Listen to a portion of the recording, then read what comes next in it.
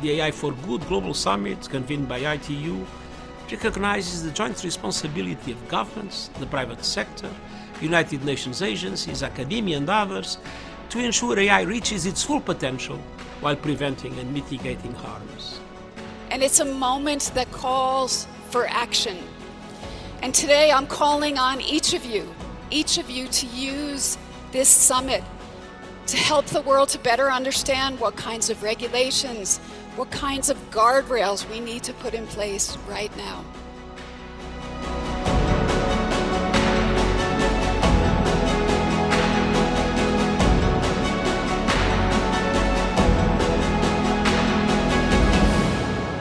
So together, let's make it innovative, let's make it safe, and let's make it responsible for all. Thank you very much.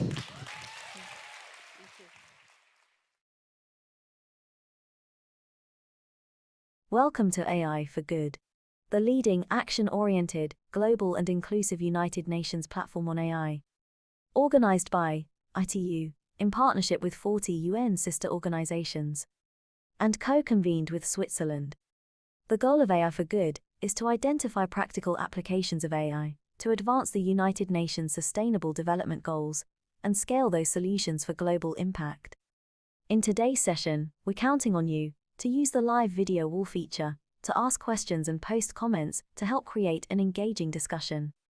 We encourage you to stay until the end to chat, connect, ask questions, and network with our distinguished panelists and world-class AI experts in the neural network. It is now time to kick off the session and welcome our first speaker. The floor is yours.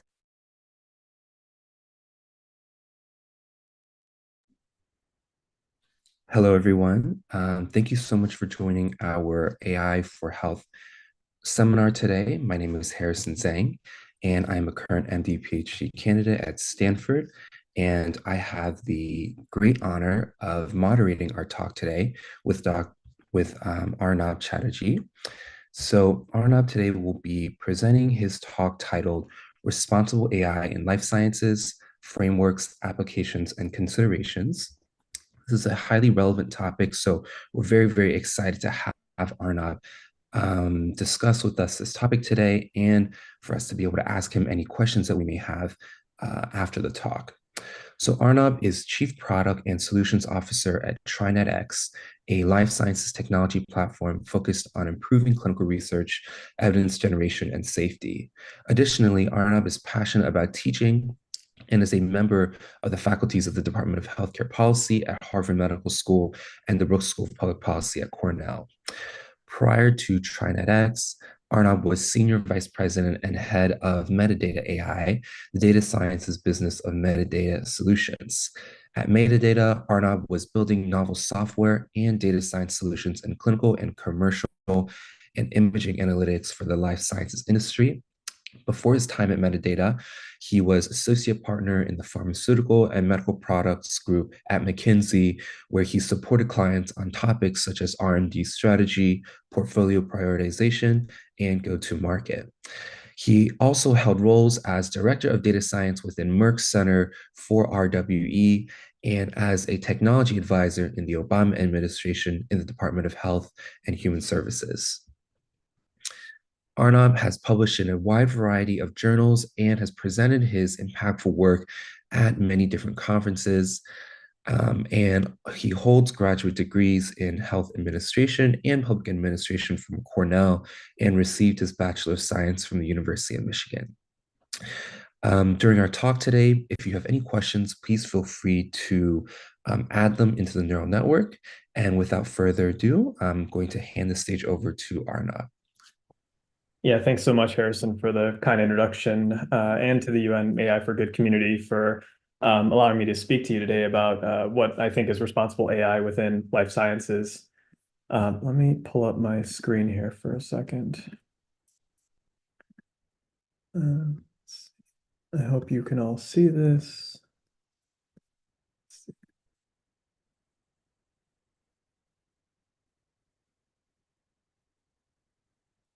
Harrison, are you able to see this? I apologize. You're still, Arnab, you're still in Not in presentation mode yet. All right, bear with me for a second.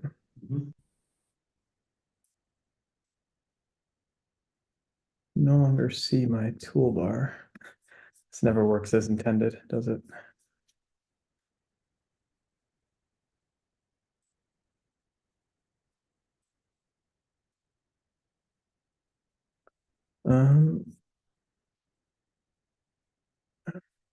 One sec.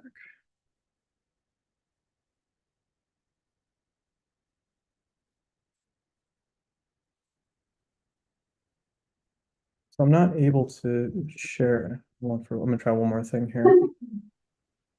Before you tried sharing from the Google Docs, and you managed to find it. Yeah, there we go. Yeah, There we perfect. Okay, perfect. Thanks a Sorry lot. for that delay, everyone. Okay, so yeah, I appreciate the chance to speak to you all today. So by way of introduction, and I think Harrison said it nicely, I'm wearing a few different hats. One is within the lens of Trinetics, where I'll talk a bit about what it means for us to manage a large global electronic medical record database from over 30 countries and 250 healthcare systems, and how we think about the different applications for biopharma. I also wear a hat within the Carlyle Group, which is a global private equity firm, and advise their life sciences and healthcare investment teams, where we're seeing a lot of different applications of AI in the space, and how do we think about their business models and their market applications. And then lastly, there's obviously the importance of the policy and the regulatory side, which I try to keep an eye on. But I wanted to break out my talk into 4 different parts today. One is just to provide perhaps a refreshed lens on what's happening within drug development today, and how do we think about grounding for what exactly we're trying to fix with AI and what we're trying to solve for. The second part is an overview of the data. So what is data within life sciences today, and how do we use it, and also who's providing it? The third is what are somewhat commonplace and somewhat emerging use cases for AI within life sciences. And the last piece is around guardrails and frameworks, and what ultimately helps us make decisions around the different use cases for AI. So just briefly chatting about Trinetics and why I think it's a relevant lens for us. So we emerged probably about 10 years ago, and we're really motivated by the desire of clinical trialists from biopharma to work with industry and academia on clinical trial research. So how do we use what's called real-world data, which is data that is part of our healthcare system, to help better understand patient populations and then actually enroll patients within the hospital systems that are participating in this research. This was actually, for those of you kind of in the informatics world, this came out of a network called I2B2, which was originally built at Harvard. And it was based on a hub and spoke concept, leveraging federated learning to create a way to access the data on the side of the healthcare system. So we commercialized and became private in 2015, and we're working with large research and medical centers around the world now in 30 different countries. And I think we're the largest EMR, electronic medical record network, at this stage. And the core business here is how do we pull really critical information, labs, medications, and the like, and then how does that data get used to help pharma and biotech primarily understand their protocol and whether that protocol is capable of recruiting patient populations who are part of the healthcare system. In addition to that core business, we leverage the data from medical record systems to support epidemiology and safety and other use cases for biopharma. So this data model and the way we share data, I think, is really important as we think about responsible AI. Currently, we have a give to get model with our healthcare systems. So they share data with Trinetics. We aggregate and curate and de-identify the data. And then we aggregate it with other providers, both within the US and outside of the US, and make that aggregated data available on our platform. So this platform is then provided back to healthcare systems, and they can use it to participate in research. We offer clinical trial opportunities via our relationship with the biopharma community. What's really important here, and I'm going to make mention of this later, is we don't pay our healthcare systems. And all of the data and the tools are shared in kind. And we take great pride in the healthcare systems that are listed here, utilizing the platform and the collection of that data to publish. So we have about 600 different publications that are tied to Trinetics' data collection. Many of them are in high impact journals like the Journal of the American Medical Association or Lancet, some of which I'll reference today. And I think this data sharing model is one example of how we should think about what is a governance for how we can and should perhaps use data, and what are some of the parameters for biopharma to participate in research. Almost all of our work is in the R&D space. We don't do things, for example, like physician targeting for drug sales. So, how we thread the needle on use cases and parameters and utility of the data is going to be really important. One framework that I'll share later today is, as players in the AI space emerge, are you a data steward or provider? Are you a developer of models, or are you a deployer of models? And from where we sit right now within Trinetics, we're actually wearing all three of those hats. So there's a tremendous amount of responsibility on our end in a number of different ways to understand what the implications of that responsibility means. So just to temporarily soapbox here, but I think these are some foundational principles just to get into how drug development works today. I think we know that it's risky. There's a tremendous amount of data that exists in the world, but a lot of drug development is based on know-how and published literature. And there's some, dare I say, arrogance or know-how and hubris that guides a lot of decision making. And we will talk about how AI fits into how much of that thinking is being guided and how the decisions are being made. And I do think, the ability to access just a wide amount of data is becoming increasingly important, but I'll show how siloed or disparate some of this information is within our current systems. I'll also say that applications for AI in life sciences predominantly exist right now in the very, very early stages of drug development, or they exist once a drug has been launched. But there's a huge bucket, typically what's regarded as phase 1 to 3 within clinical development, that is still underutilizing a lot of the applications for AI. And we'll talk about how it can be a real enabler there. And the last piece is, if you're part of the external ecosystem of partners, of technology companies, of algorithm developers, you're managing a lot of data on behalf of pharma. And this responsibility, I think, will continue to rise and take form over the years based on how regulations and guidance are being shaped. So the other considerations that I think I'd like to maybe bring up now so that we can talk about them later. First is how do we think about what I'm calling the ongoing data arms race? So as we probably know, vendors and technology companies have been selling data for decades now, and particularly in the United States. There's almost an ever-increasing battle for data real estate. And I think what we want to follow is who is saddling up with who in terms of perhaps mergers and acquisitions. What are the really large-scale training data sets that are going to inform model development? And I think, there's going to be a big consolidation in the market. Most, billing records or claims or medical record data sets are available in the United States in some capacity. And the key question is, how is it being used and who's buying it and how is it being commercialized? Other questions, I think that are worth thinking about, algorithm development. We know LLMs are being produced at an incredibly rapid pace. It's a bit of a moving target in terms of how we think about model validation and the underlying data supporting it, whether the models are epidemiologically representative or where the bias is. So, how do we understand the transparency in the model development? The third bucket here is really important. What are real use cases, and are we just building algorithms to show performance, or are we understanding whether it's truly moving a needle? I'll talk about funding, how we access patient level data and my personal opinions on that, as well as where I see the kind of the needle moving on rights, and corporate interest, which is very much top of mind in the United States as well as increasingly in other countries. So just to quickly talk about what's happening in drug development, it's really a tale of two halves here. If I start on the right-hand side in terms of what's going well, in some ways we are doing quite well. The FDA has consistently approved 50 to 60 different drugs, per year over the last 5 years. This is much higher than the years that preceded that. There are about 6,000 products that are in active development across all different phases right now, and that's been pretty consistent over the last couple of years. We're seeing a bit of a slowdown in the number of trial starts, but that's only because COVID trials have gone down recently.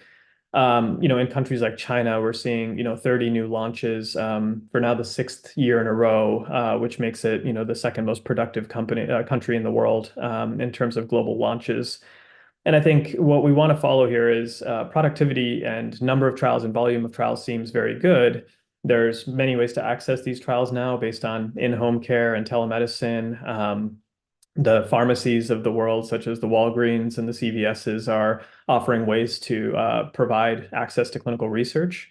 And then even in the AI space, it was really a banner year for AI and life sciences, where we saw multiple deals that were part of what are called biobucks and royalties and milestones associated with AI helping find targets for biopharma companies. And this indicates to me that there's a lot of conviction in the space to keep moving forward in that arena. Now, on the headwind side, it's perhaps a little bit darker. 85% of trials experience some kind of delay. And if you look at the average phase 3 trial, 30% of patients drop out. There are roughly 120 different deviations and shifts just in the protocol. A shift meaning, an investigator might make changes in the study to adapt to different patient needs, or there might be an irregularity within the site. And the delay costs are pretty substantial. It's upwards of $600,000 to $1 million per day for a delayed trial for a pharmaceutical company. So I'll talk more about these problems, but this is where the jury is still out on AI and impact, and I'll talk about what I think is moving the needle versus where we're just trying to find kind of ways for AI to take form within life sciences. For those who are not familiarized, this is basically a high-level, stepwise progression of what like a drug looks like in terms of development and the life cycle. And you can see in the very left side, there's the early stages of discovery. Then you get into preclinical, where you're trying to de-risk some of those elements in early discovery. You're trying to focus on high-responding patient cohorts. Then you get into this big bucket, which is where I'm going to spend most of my time on clinical development and operations. You're designing the criteria of the study. You're looking for where those patients might exist within healthcare systems. You're really trying to show clinical efficacy in the phase 2, phase 3 parts of the trial. Then you get into leveraging data for accessing the market with insurance companies or countries, regulators. And then there's a long tail of whether that drug is successful or not, whether it's safe or effective or not after it's in the market.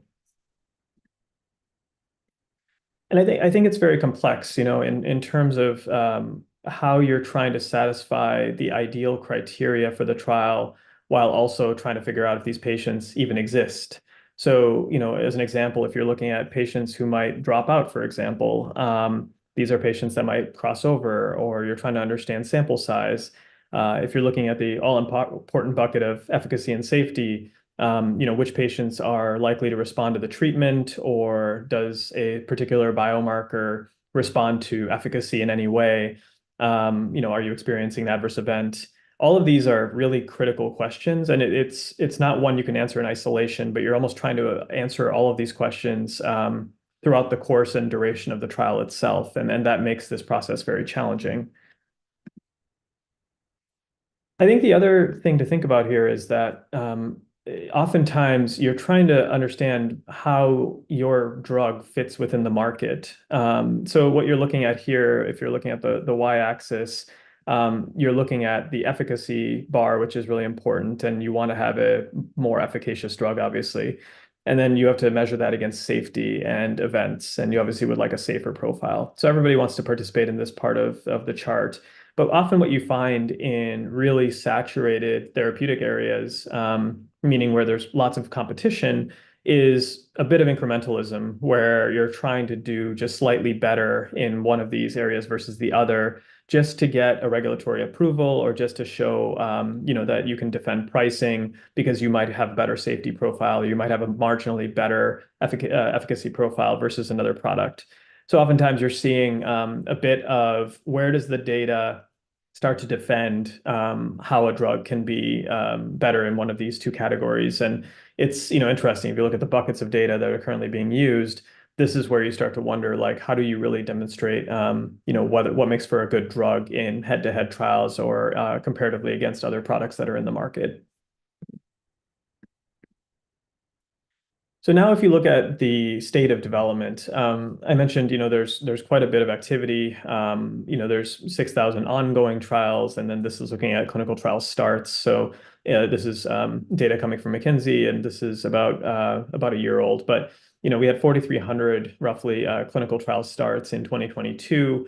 And what you're seeing here is sort of the amount of spend from R&D specifically, which has increased, pretty substantially, about 40-something%, 44%, over the last 10 years. We've kind of looked at, some stability over the last couple of years. We're seeing some uptick, and the FDA is approving more products. But you still find the really challenging part here, which is that the probability of success across all phases of the trials remains pretty stubbornly low. So, what does that mean in terms of assets that go into phase one and the development cost and the development cycle? So for context, it's currently developing a single asset from start to finish, finish meaning launch, is about as high as about $2.8 billion. It's about 12 years for the whole process. And this is it's been this way for some time. So the question is why, if we are seeing such a big increase in spending, if we're seeing more resources and more trials, why does the bar for success still remain low? And that's one of the key questions that we'll try to answer through an AI lens. This is also another view of it. If you break this down by therapeutic area, it obviously differs pretty substantially. So there's right now the four major buckets of clinical development are oncology, immunology. There's a huge surge in the metabolic and endocrinology space, and neurology. And those four buckets encompass about 80% of all trial starts. And this has been, booming over the last couple of years. The chart here is work from Andrew Lowe at MIT, who has modeled what's called PTRS, which is the probability of technical and regulatory success. And what he's saying is, the likelihood of approval from phase one for all drugs throughout, is roughly 8 to 10%. It's gone up a little bit since this chart first came out, mostly because of expedited regulatory pathways that have supported areas like oncology. And it can be as high as 20% or a little bit more in areas like hematology. But if you kind of go down the list, some of the areas that I mentioned where a lot of development activity is taking place, we're seeing, pretty low, approval rates for these products, and the probability of success is continuously low. So why is this the case, right? And I think if we look at where the opportunity is, especially with data and with AI methodologies, if you can improve the speed and the efficiency of enrollment, that's where I think there's probably the biggest gains to be made. So right now, getting participants to enroll in trials is incredibly difficult. What we're seeing on this chart from my colleagues at McKinsey is that this is the rate of trial participants who are enrolled per site per month in both oncology and non-oncology. And you can see that, it's declined pretty substantially between 2012 to 2014 and then 2021 to 2023. And I think there's a lot of reasons for why enrollment is a big problem right now. One of which is, you can link it to both the pharma side and you can link it to the hospital or the site side. Because there's such a huge volume of trials, biopharma companies are, creating very specific eligibility criteria. There's a huge demand on participants for each of these trials. I mean, the fact is simply that drugs are getting more specific and more targeted. But what that also means is that only a handful of people will actually qualify for the trial itself.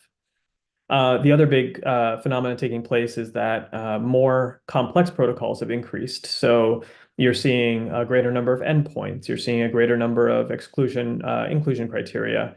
And this also places a tremendous burden on clinical trial sites. So the people involved in sites are the investigators, the trial coordinators, the nurses.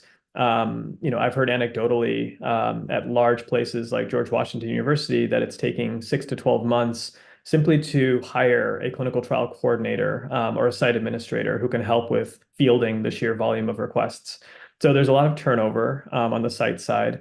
There's a lack of motivation from physicians because there's changes in incentive models. There is simply a volume of trial protocols that come the way of the physician, and many of these protocols are poorly defined, or they do not have the patient population to satisfy the trial request. So, there's a lag here, and many pharmaceutical companies will wait, 6, 12, 18 months, and their protocol will kind of sit out there in the world for somebody to enroll. And it's a huge challenge, in a world where we're trying to figure out which patients will qualify for the therapy. But we have to work with the providers to make sure that we can figure out what the gap is in kind of getting successful design of protocol to PIs who actually want to see those patients. The other big remit here, I think everyone's aware that clinical trials have historically attracted white patients. This is certainly a data entry and a data capture problem as much as it is sort of the historical behavior of clinical trials to enroll certain types of patients. And you combine that in the US with a long history of mistrust in the trials process. But there are new regulations. The FDA in particular has issued guidance that says that you have to not only report diversity metrics, but you have to actually now include diversity plans in your regulatory submissions. And I think the challenge here is there's been a greater focus on diversity data reporting, and the regulations and the mandates have obviously gone up over the last couple of years, but you're still seeing a decline where Black, and Hispanic patient populations have failed to reach, certain expectations for trial enrollment. And, I think part of this is, how do we note that this particular decline actually has been pretty acute over the last 5 years, where we've been trying to ramp up activities. So the big part here, I think, for AI is going to be how do you know that your models are being trained on data that's representative, and transparent about performance across demographics. And this is a pretty big risk in the near term where models are being developed at such a rapid rate. But we have to acknowledge the gaps that exist in the healthcare data, as well as the time required to enroll patients in these types of populations. So the last piece here is, in addition to all this, there's been quite a bit of activity in the AI deal-making space, especially in the last year. So there's about 12 something billion dollars that went into life science deals with AI. And, this is more than double over the last 2 years. The average deal is now like $98-100 million, as an average. And the reason this is interesting is most of this is happening in the drug discovery space. So the largest deal here is with Sanofi. They're building AI-based models for oncology and immunology. A lot of these have milestones associated with them that if you do identify successful targets, you're able to take part in some of the development, dollars that come associated with it. So what's also interesting is in 2022, the FDA reported that there were more than 100 drug applications that were submitted utilizing AI. So, it'll be interesting to see, especially because the FDA put out a paper in May of last year where they were discussing the use of AI and machine learning in drugs and biological product development and starting to provide some guardrails on how we should be thinking about, the applications that move forward and how the technology and the data was being used. So this is just something to keep an eye on in the space. So with that, I'm going to fast forward a little bit here and go through the data section somewhat quickly before getting into the cases and the guardrails. This is one of my favorite slides on the data here. It's a bit of an eye chart, but this actually came out in 2014 in the Journal of the American Medical Association. Some of you may have seen it, and I think it's helpful because on the upper left-hand side, you're seeing, kind of in a comical way, just how small the clinical trial data is as a percentage of the whole when it's compared to all of the sources of real-world data. And you can categorize this in both structured and unstructured forms, but this gives you just some sense of kind of how patients exist in real world settings and what's out there. And I think it's still a helpful framework for us. And I think if we kind of start to look now at the data parameters, there's certainly merit for the use of trial data, as we think about, what do we train models on and how do we build better ways of understanding patient populations in trial settings. And the trial data, RCTs being the gold standard for drug development, you can see that, you're going to have smaller numbers, you're going to have very, very tightly controlled settings, but it is very systematically collected. It's complete. The bias is reduced because you're, creating a fit for purpose experiment, and the quality is ultimately better.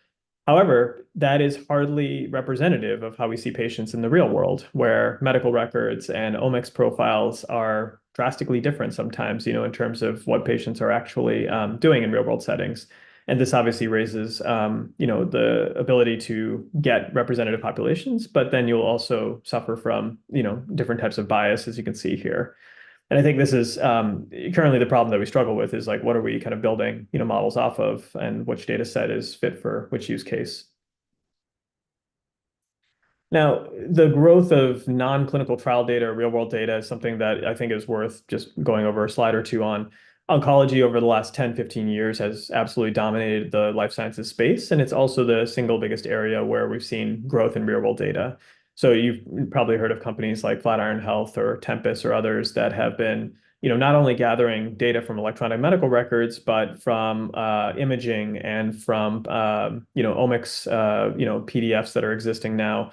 A big push for clinical genomic data within oncology, particularly, that's mostly driven because this is how drugs are developed in the oncology space, but also because there's been a ubiquity and availability of that data, and it'll continue to grow over the next couple of years.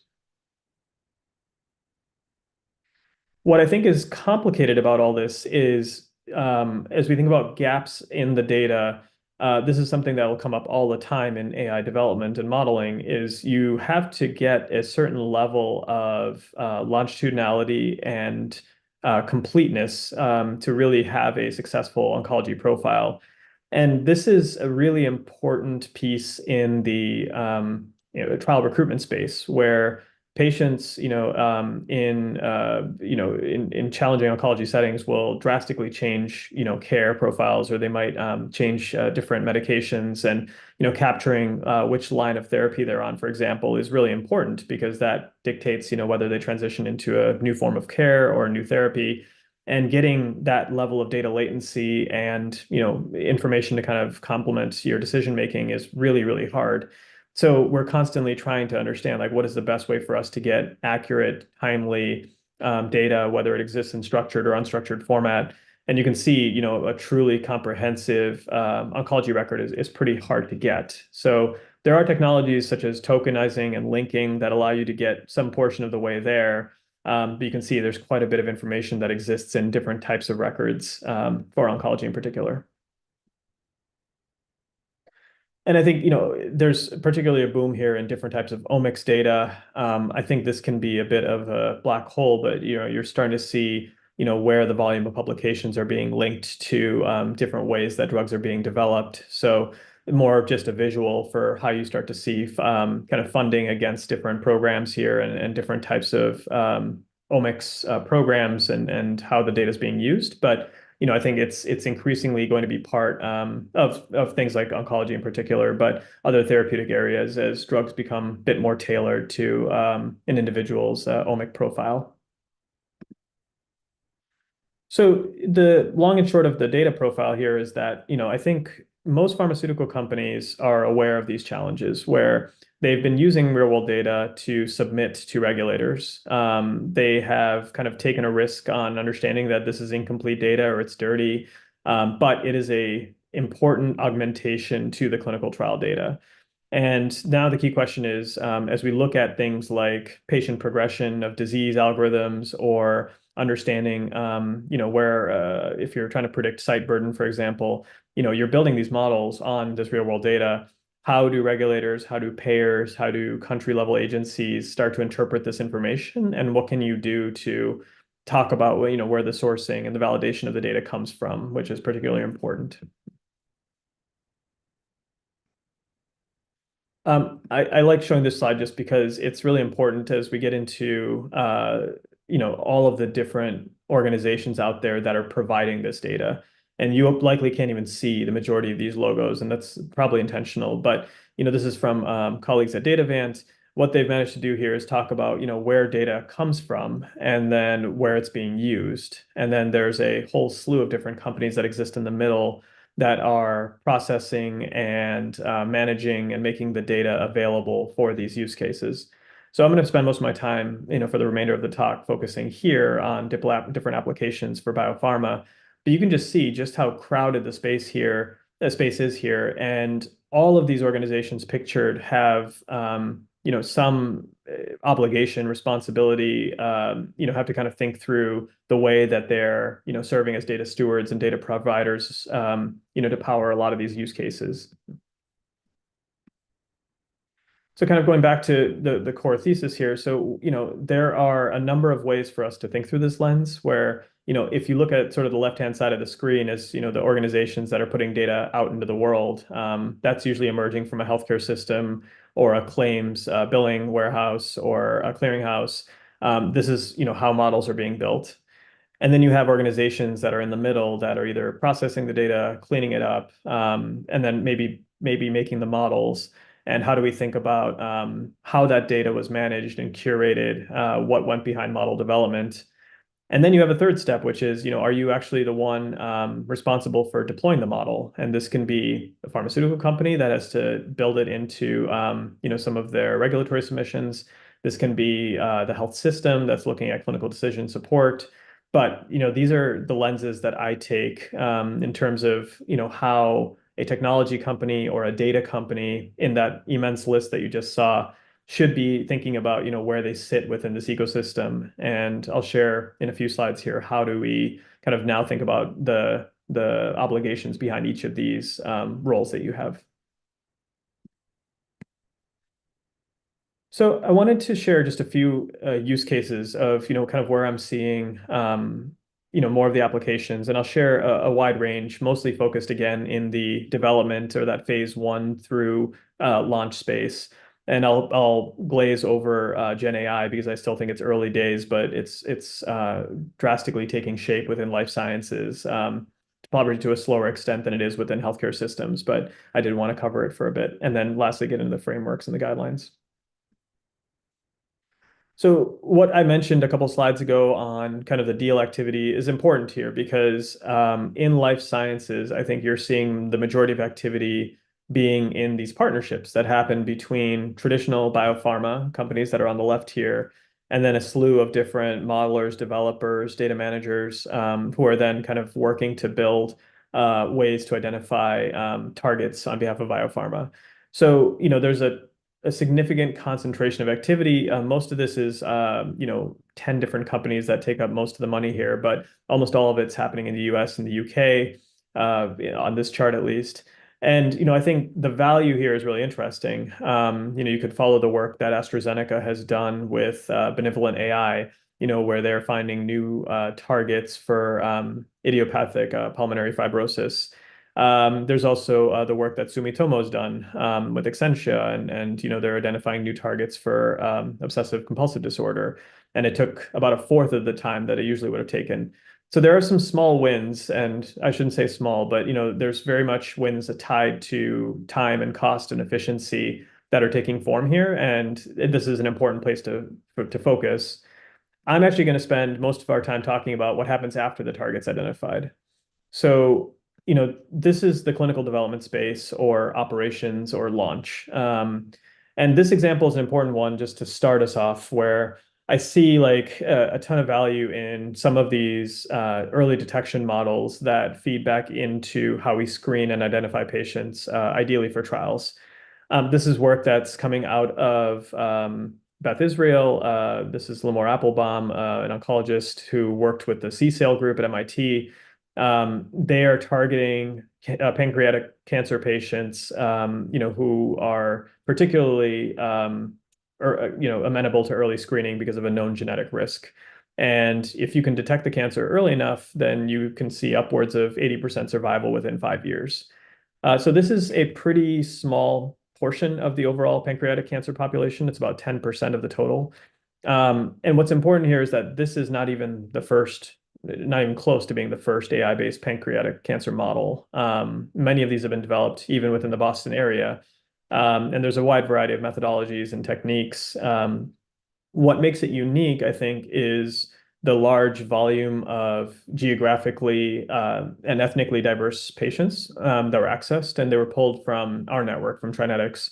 So this is pulling from about 55 different healthcare systems. We looked at 35,000 patients with pancreatic cancer and about 1.5 million without, about 87 different features that were tested, demographics, labs, medications that were used to build this model.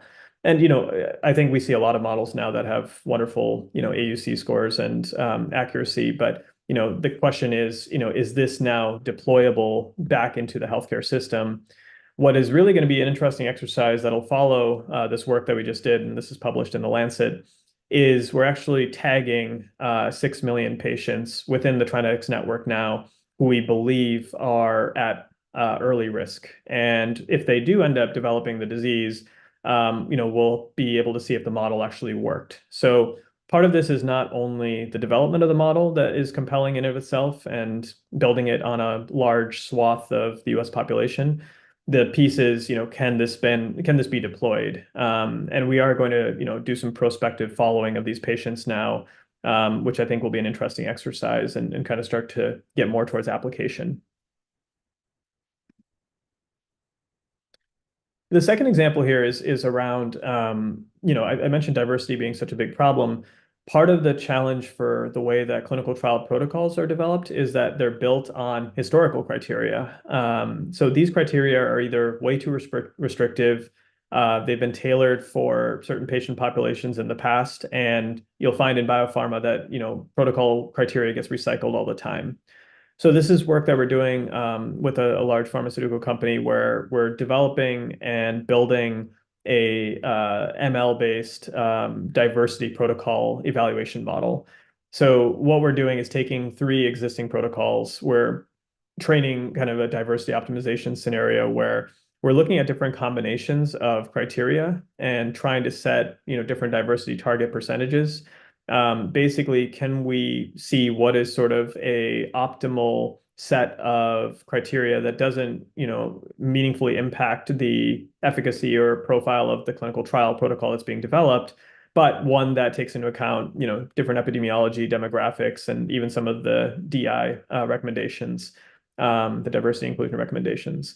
And I think this is important because if we can build these models into how a pharma develops protocols moving forward, it's almost changing practice again. And it will start to test, the different DI scenarios on our platform.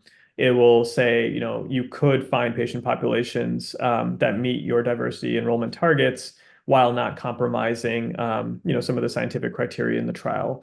So we're going to, go through this exercise over the next couple of months, and we're finding, there are certain types of criteria in trial protocols that are historically restrictive.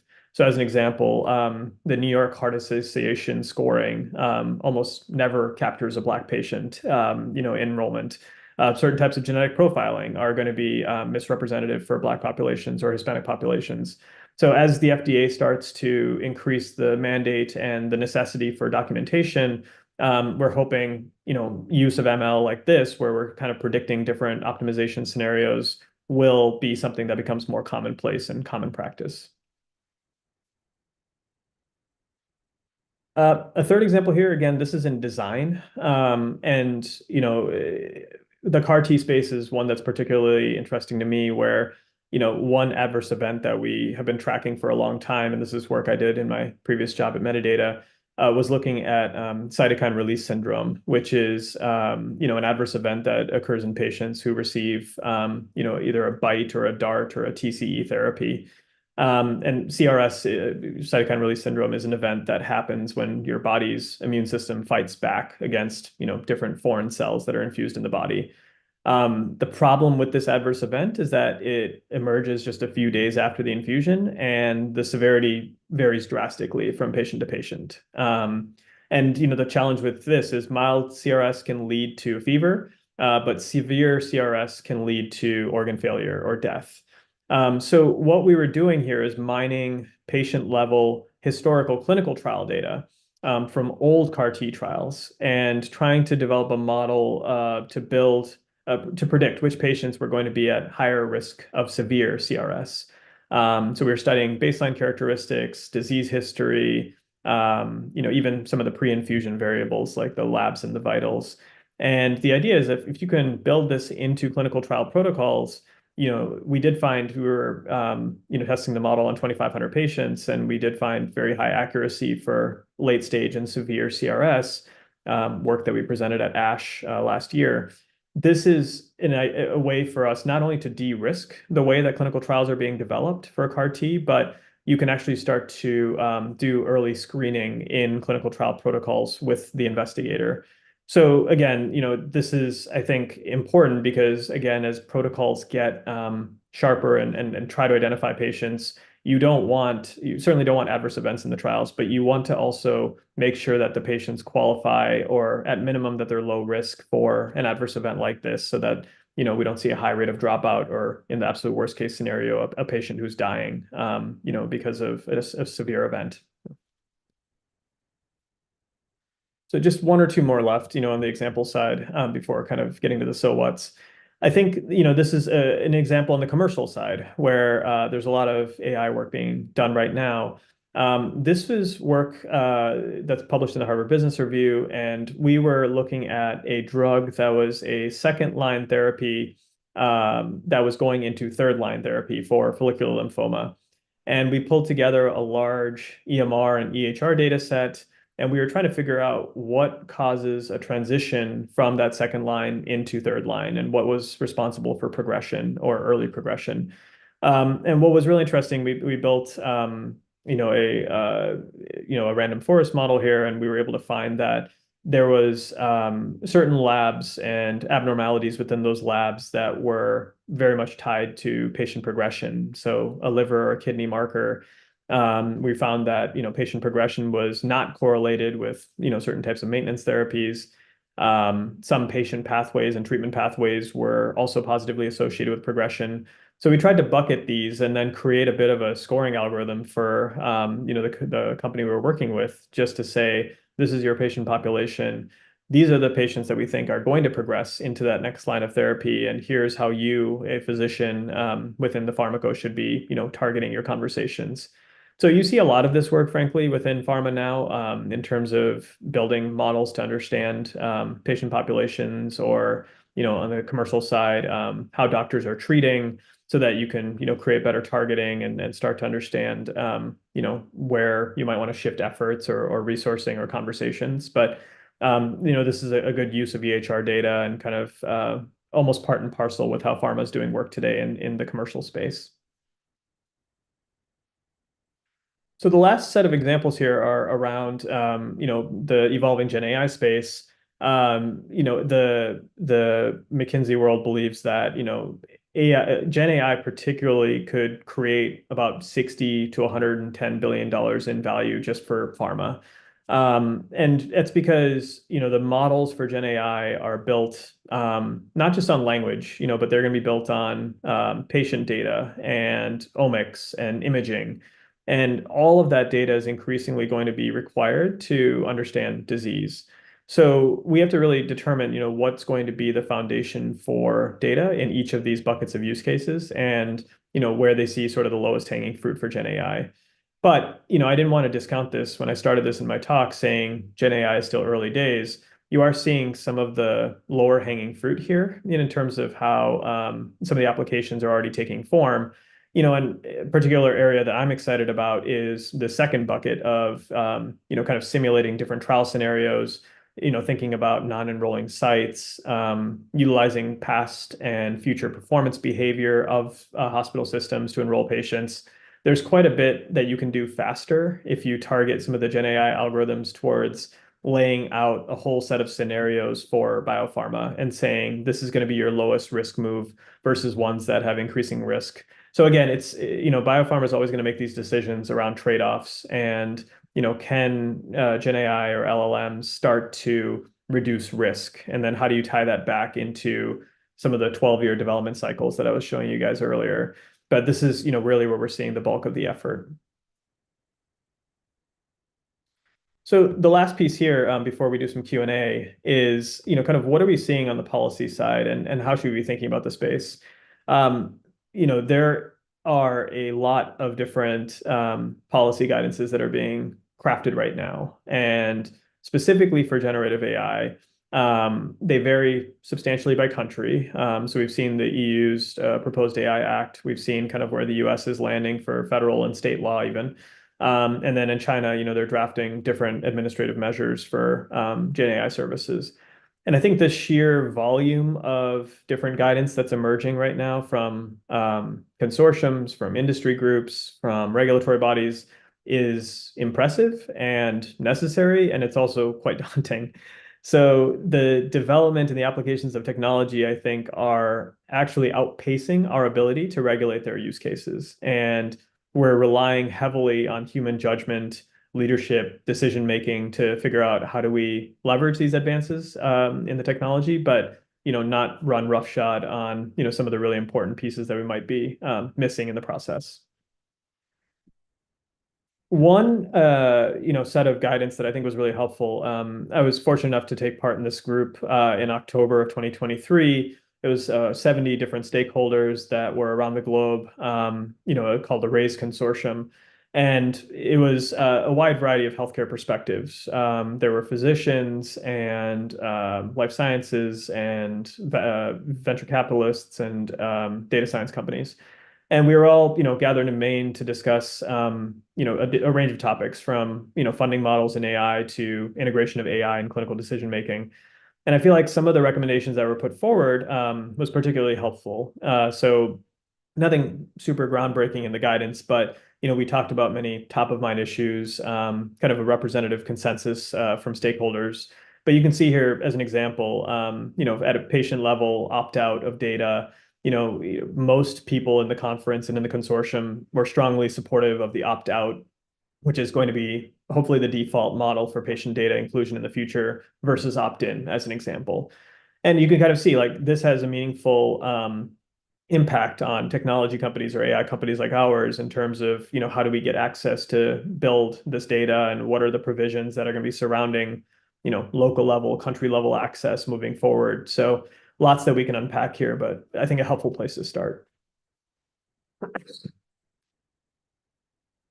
So pharma is certainly thinking about this, and how pharma navigates in this world, I think, is going to be based on where does the guardrails fit into their day-to-day activity. This is work I took from Roche with permission that basically pharma companies can mitigate risk by putting these guardrails directly into content generating models. And everyone talks about human in the loop, but it's particularly critical that a human is in the loop for the way that the data is being interpreted and what the model is telling us.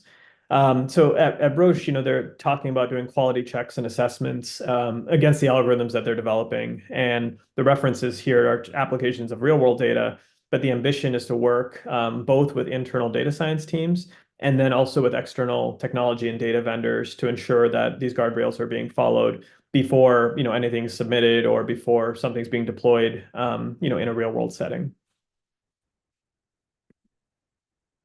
So last piece here, I'm going to come back to this slide in a second, but I think I want to come back to sort of what are the considerations and how are we thinking about this. So if we kind of take a step back and we look at the different frameworks that we have to think through and the different issues, I think there's important aspects around transparency and accountability, and purpose, right, that are going to be really important. So, transparency for data sharing. If you are a data steward, for example, you have an obligation to explain how the data you're stewarding is being used, how is it being commercialized, and transparency has to go back into healthcare systems and patients and end customers. If you're developing models, what are you being transparent about? What's contributing to the model? There's going to be a paradigm shift for transparency because you're going from logistic regression models to ChatGPT based models, right? And LLMs, and how do we know what tools are being used or what models are being validated, and the methodologies behind them. Accountability, this is very much, I think, we see this a lot in the clinical world, but data accountability, I think, is complicated. And how do we demonstrate fitness for the use case? And how do you prove that? How do the stewards of the data be held responsible for how data was curated? If you're adding data elements to an algorithm, how do you keep track of that? If you're a healthcare system, how do you think about secondary use for the data? And what's your responsibility to allow that data to be shared? And then purpose, like how do we think about the commercialization of data, especially in light of an arms race of data?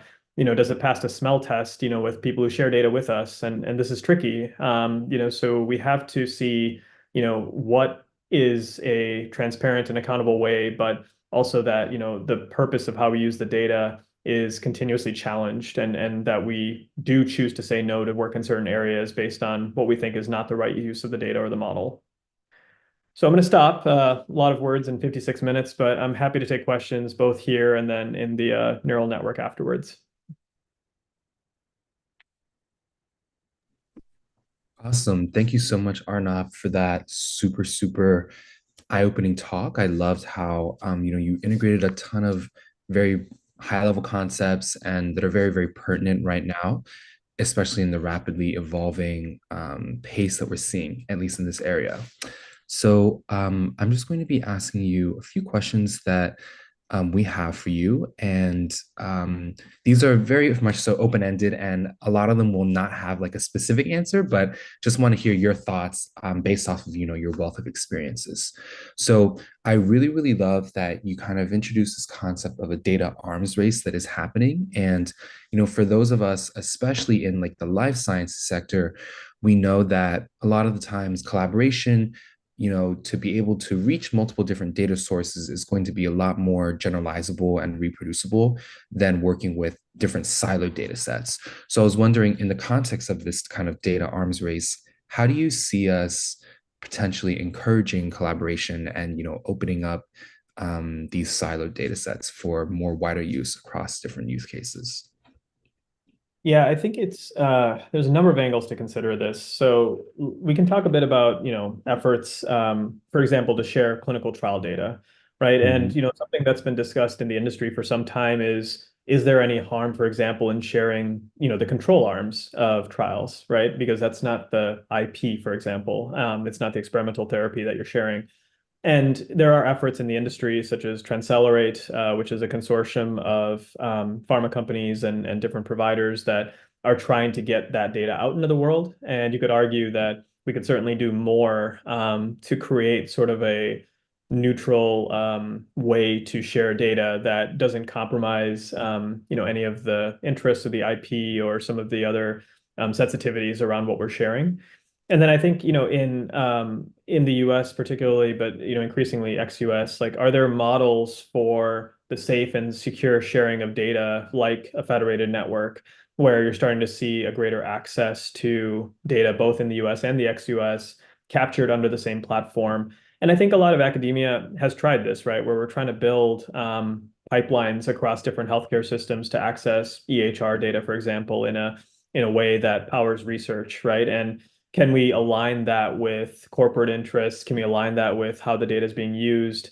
So what I'm seeing, Harrison, is like a continuous pressure testing of, what people are comfortable with. And I still see, people have been selling data since the 60s and 70s, right? So there's obviously going to be a market for this. And, the challenge now is, the big question I see is, like, in a world of, technology companies that are trying to build these algorithms and they're looking for training grounds, are they going to pick one or two providers of data, to saddle up against, versus the whole swath of different little logos I showed you on that one slide? Like, what is that consolidation going to look like moving forward? Yeah, it's really, really interesting. And I guess along that lines, we the concept of selling data and all these types of things can be a unique topic for patients, especially because as you kind of documented, with the emergence of LLMs and all these different multi-use models that are very much so generalist, a lot of patients are becoming concerned with what exactly their data is used for, and becomes increasingly hard to specifically detail to them what these models are going to be capable of. So I wanted to ask at a very high level, do we think that accountability as data stewards needs to be reimagined or reevaluated as the emergence of LLMs really dominates into our space? And who is going to be enforcing this kind of accountability? Yeah, and that is a massive question, right? For years, I mean, we've even talked about patients being able to get access to their own medical records, and we've made some, advances in that space. But, I think an unfortunate truth is that, most patients don't realize that their data is available in the world right now for use, right? And, I deeply respect patient communities where, they're working either in a disease area focus or trying to get access to patient level data to power, new treatments or kind of create patient communities to talk about disease and things like that. The challenge here is, this goes back to one of the last things I said. I think the rate of model development and use of LLMs on all of this ubiquitously available data is outpacing our ability to explain to, most importantly, patients what we are using it for, right? And I don't think it's being used for nefarious reasons, but you could argue that patients certainly would participate more in an opt-out versus an opt-in model, right? As a result, if they had known how their data is being purposed. So I've seen all sorts of a spectrum of different ideas here, ranging from reimbursing patients for their model. There are currently provider reimbursement models or revenue share models, for provider organizations that are sharing data. Does that mean that the explainability of that data is going back to the patient? In majority of cases, it's not, right? Yeah, So very interesting.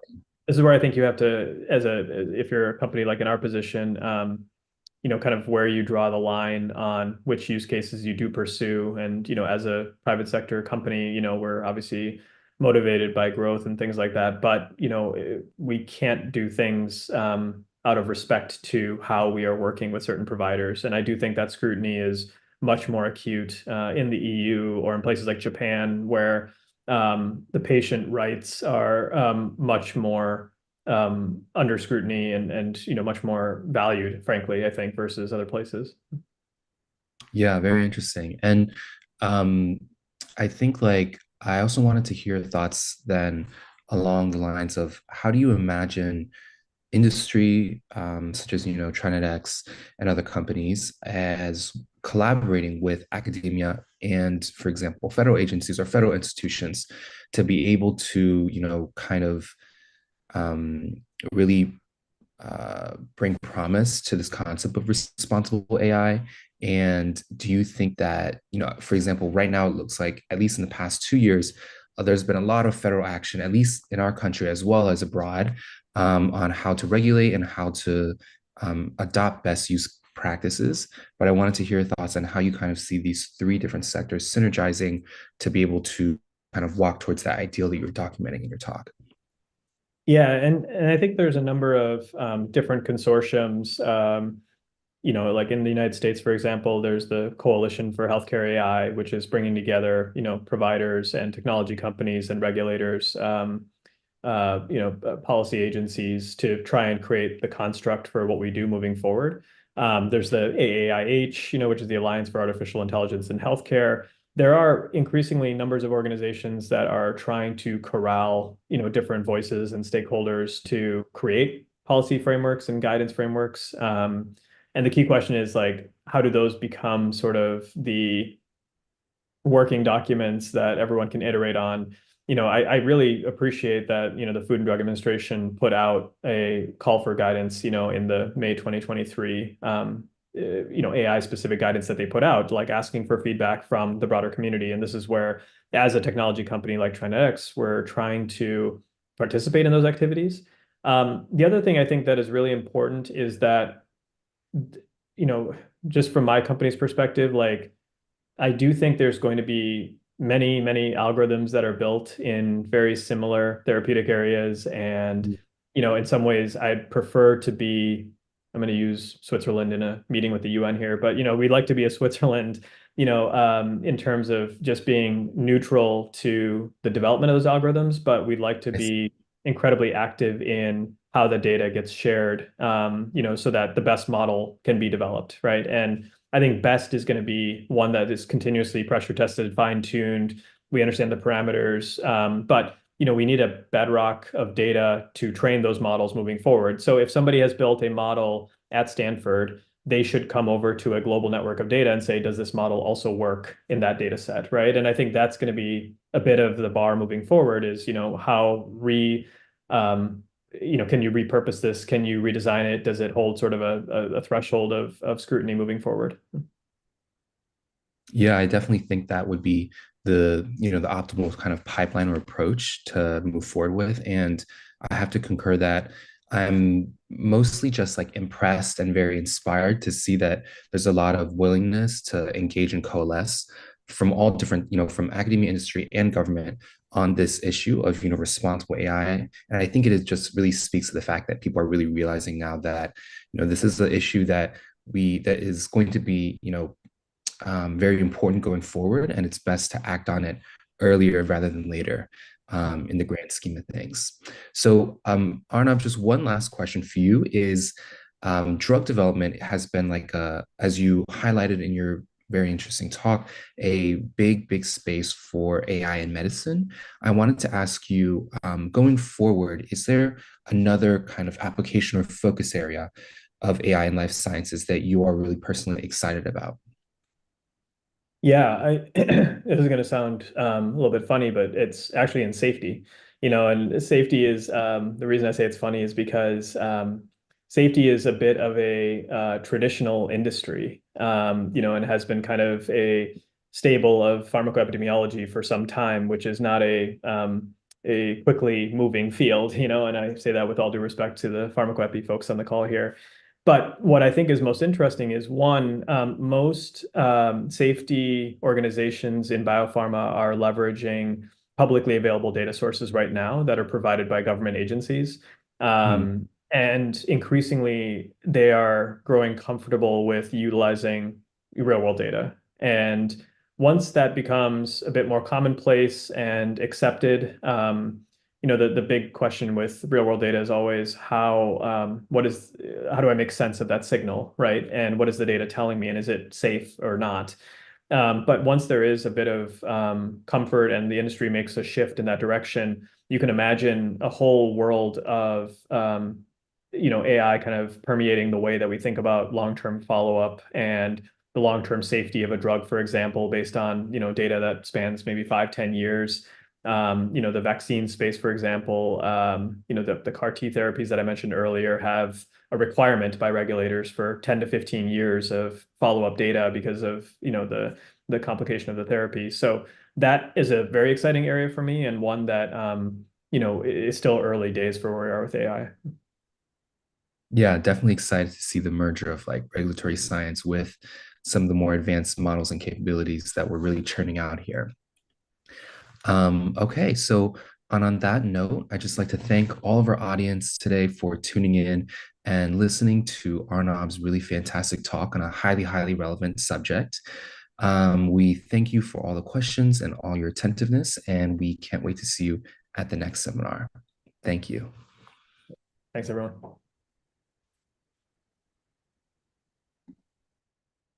Thank you for participating in today's AI for Good session.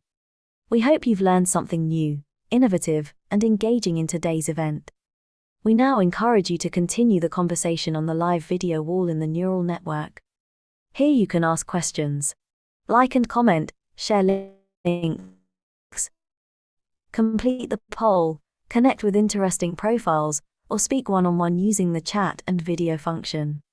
We invite you to explore the lobby, try the smart matching quiz, visit the virtual exhibits, poster boards, the eShop, and build your personalized AI for Good program. Let's shape the future of AI for Good.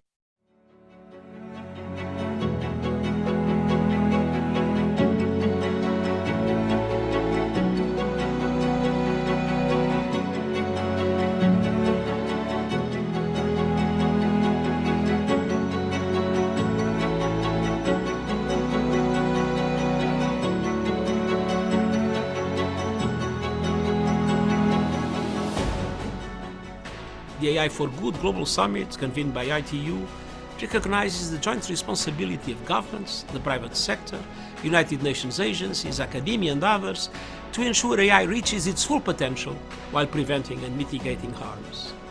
And it's a moment that calls for action. And today I'm calling on each of you to use this summit to help the world to better understand what kinds of regulations, what kinds of guardrails we need to put in place right now.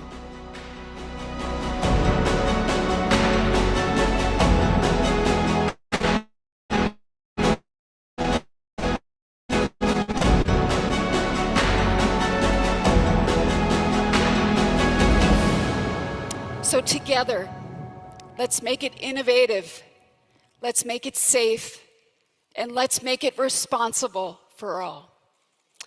Thank you very much.